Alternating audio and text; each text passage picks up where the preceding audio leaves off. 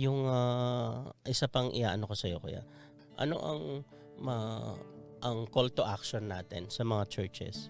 Ano ang may advice natin sa kanila o mare-request natin para at saka isa pa palang tanong, kailangan ba ang disability ministry, kailangan lahat ng audience mo may disability? Or kasi syempre minsan konti lang 'di ba? Halimbawa sa isang group sa home Bible study, isa lang may disability doon. Tapos halimbawa 5 wala.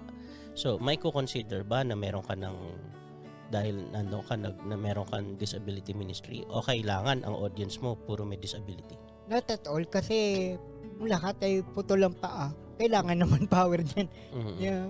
Ang ano dyan the Great Commission is not a Great Commission if we are not include unconsciously, unintentionally reaching out this kind of community, the disability community. If you say that Saan yun ulit yung sinabi ni Jesus sa Luke chapter Luke chapter 14:21 that go out to the 14:21? street, go out to the street and highways, invite the blind, the crippled, the lame, the poor, so that my house will be full. Mas una pa niyang sinabi yun kaysa dun sa prodigal son, di ba? Chapter 15 yung prodigal son. Yeah.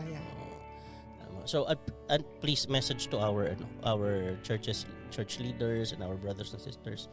So how do we start or how do we participate in this revolution na magkaroon ng disability ministry sa body of Christ? Okay, gagawin ko siyang simple. Una-una, you accepted Jesus Christ because there is something missing in you.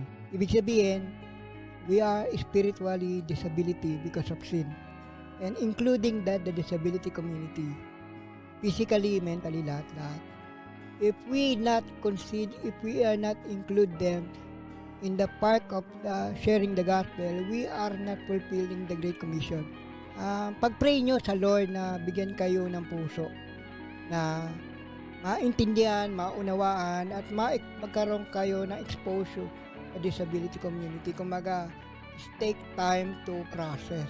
Take time. Hindi po ako hindi ko po kayo binabraso, pero pag-pray nyo po sa Lord kasi kung you're doing the Great Commission or you're sharing the gospel, pero meron kayong sektor ng mga may kapansanan at yung pamilya ng may kapansanan na hindi nyo na reach out,